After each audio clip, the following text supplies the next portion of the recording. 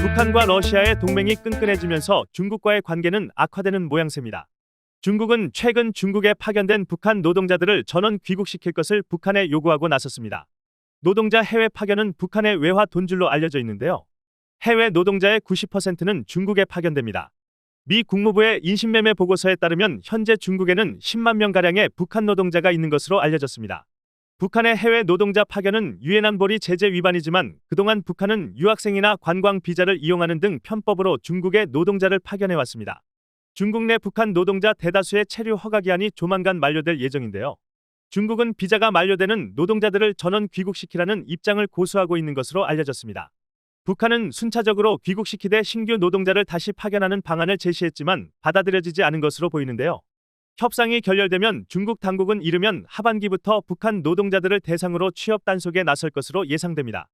해외 파견 노동자가 벌어오는 자금은 미사일 개발에 쓰이는 만큼 북한은 이와 같은 상황을 민감하게 받아들이는 것으로 전해졌는데요. 중국의 이번 조치는 북한과 러시아가 군사 동맹 수준으로 관계를 격상한 것에 대한 견제로 보입니다.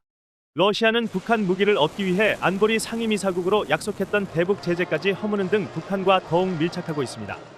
푸틴 방북을 기점으로 북한과 중국의 심상치 않은 기류는 계속해서 감지되고 있습니다. 지난달 김정은과 시진핑이 2018년 중국 다롄에서 같이 산책한 것을 기념하는 발자국 동판이 사라졌는데요. 중국은 동판 위로 아스팔트를 깔았습니다. 중국은 대북 수출 품목에 대한 세관 통제와 밀수 단속에까지 나서고 있습니다.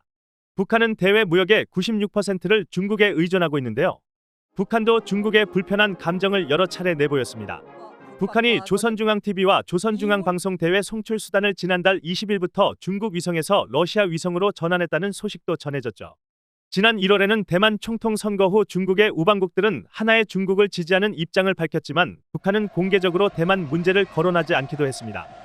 미 국무부 커트 캠벨 부장관은 최근 중국이 러시아와 북한 사이에서 일어나는 일에 대해 다소 불안해하고 있다며 중국 측이 우리에게 이런 점을 시사했다고 말했습니다.